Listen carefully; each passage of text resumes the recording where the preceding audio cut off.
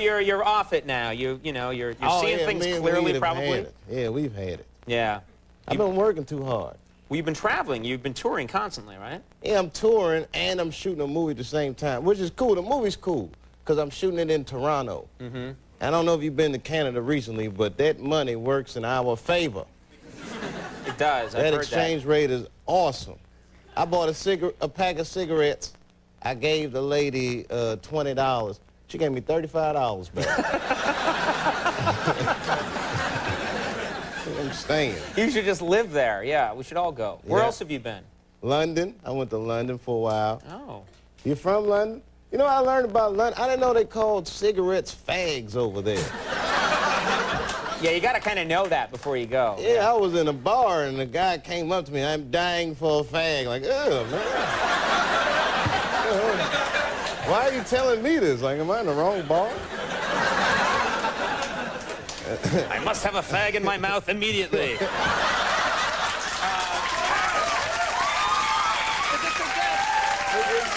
It could get bad. I'm going to close my eyes. You will get a fag and put it... Oh, wait a minute. This place is crazy. This is a bad episode of Three's Company. Mr. Furley listening outside. Oh!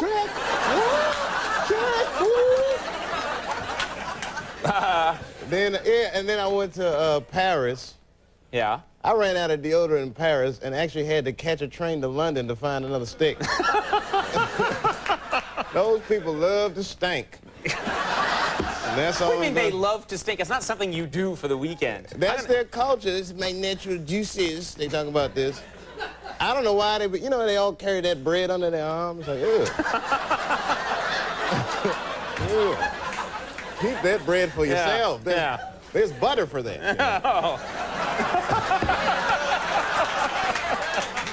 You know? Oh. Jeff, we're not shown in France, right? We are. Oh. Okay, that was bad. I'm kidding. This man is insane. You don't stink? Yeah. Sure you don't stink. Yeah. Oh, and then, this is interesting. I was in China. Mm-hmm.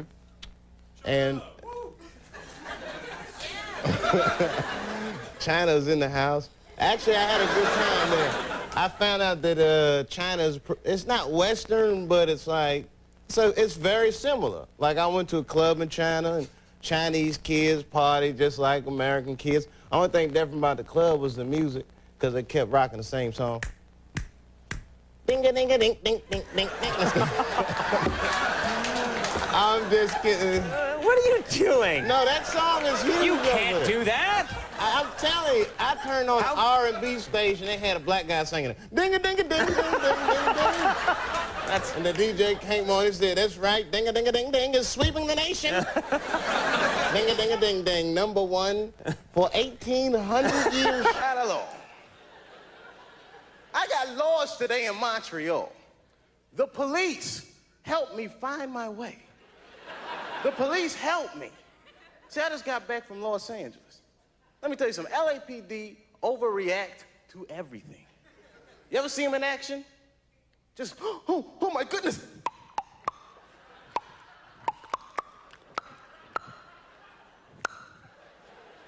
Stop jaywalking. It's like real racially tense out there. I took 2 white friends of mine to an all-black party in LA. These guys were in shock. They had no idea that black people sometimes call each other nigga as an endearing term. And they saw the brothers at the party like, "Hey, what up, nigga?" Psst, psst, my man. "Oh, what's up, nigga?" Pat, pat. My white friends, they got all excited. "Hey, how you niggers doing?" The music stopped. Everyone looked at them. Oh, my goodness. I mean, they got their asses kicked that night. I hated to do it, but you understand. It was like, they embarrassed me. Me and one of the guys, this is real ironic, we got in like a little Rodney King incident ourselves. Me and this guy, Dave, we were eating dinner at a restaurant. Dave got in an argument over the check with the waiter. Next thing we know, the owner, the manager, all the employees get together and just beat the shit out of him. Kapow! He sued him for $500,000 and won the case because the whole incident was recorded on videotape. Sounds amazing, right? That's why me and my buddy Dave always carry a camcorder with us. Because you never know when a Kodak moment might pop up, you know. We'll be hanging out and be like, all right, Dave, go ahead, I got you. You ready, man? Go ahead, do it. All right, just be ready. Hey!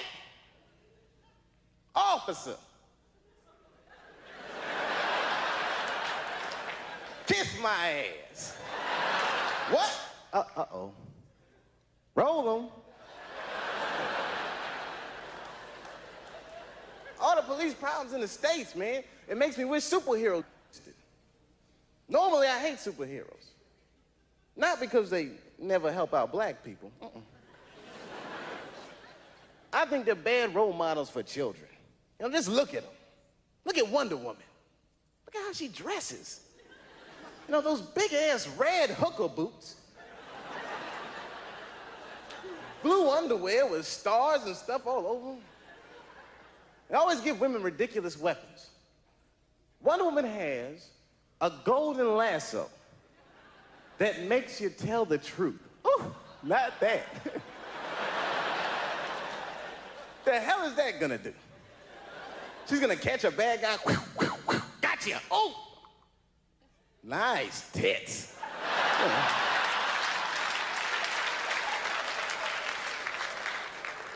Superheroes never fight crime in black neighborhoods. No, I would love to see Batman in a black neighborhood. I can see him there. He just, Robin. Yes, Batman. Didn't we park the car right here, man?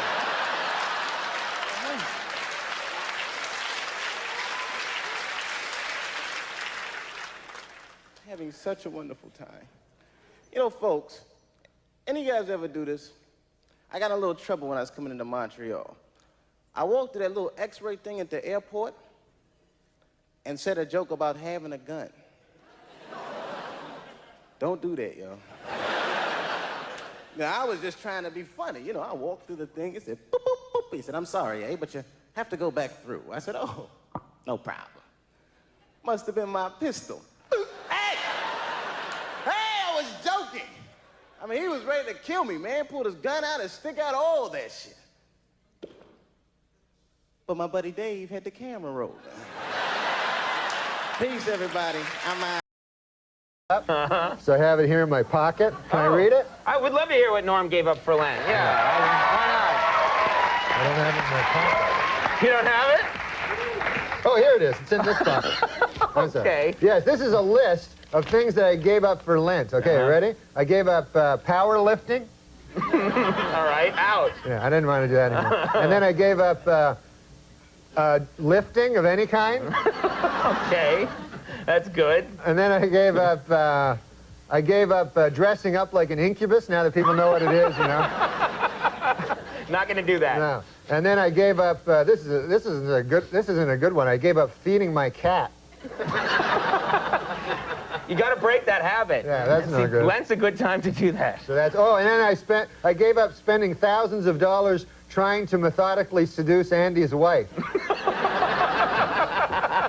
No more of that, huh? All right, that's very nice. Good for you. What a relief. Plus, it gets in the idea that Andy has a wife. Andy has a wife. Oh, he does, I know. I have a wife. I know.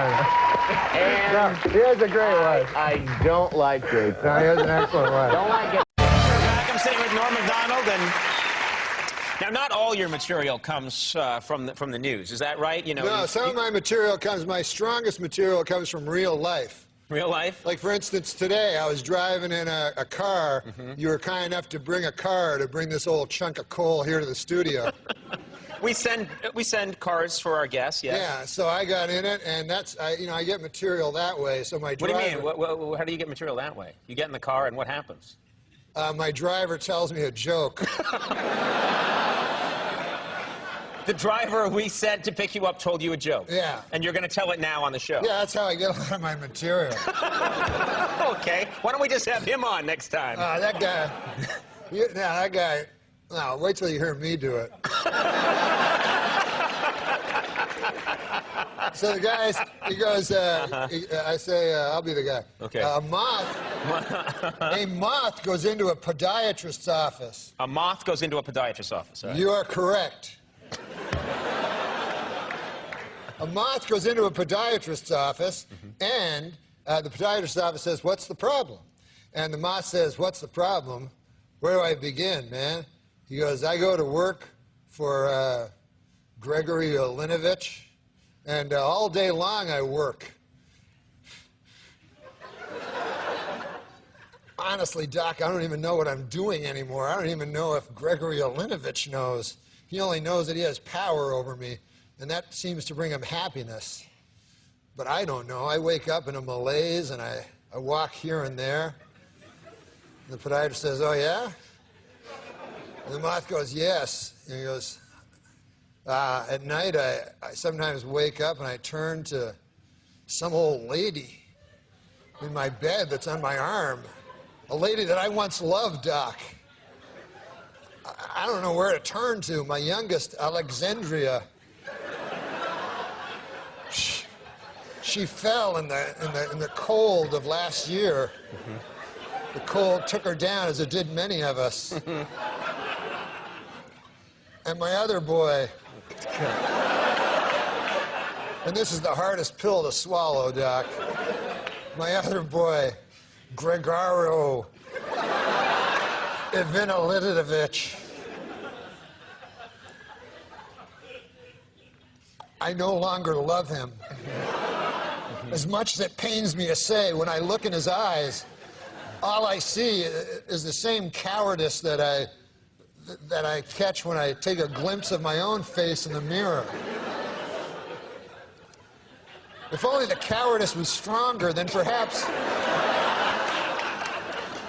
I could bring myself to reach over to that cocked and loaded gun that lays on the bedside behind me and end this hellish facade once and for all. How long a drive was this? Do you live in the valley? Where do you live? Please, sorry. He says, "Doc, sometimes I feel like a spider, even though I'm a moth, just barely hanging on to my web with an everlasting fire underneath me. I'm not feeling good." And so the doctor says, "Moth, man, you're troubled. But you should be seeing a psychiatrist. Why on earth did you come here?" And then the moth said, "Because the light was on."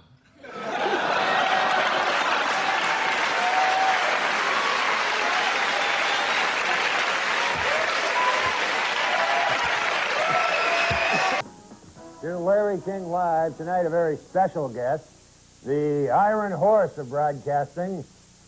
Larry King is with us. Larry, welcome. An honor to be with you, Larry. Well, welcome to the show. This is strange, isn't it? It's strange, but it's good. I'm very proud to be. I've always wanted to guest with you.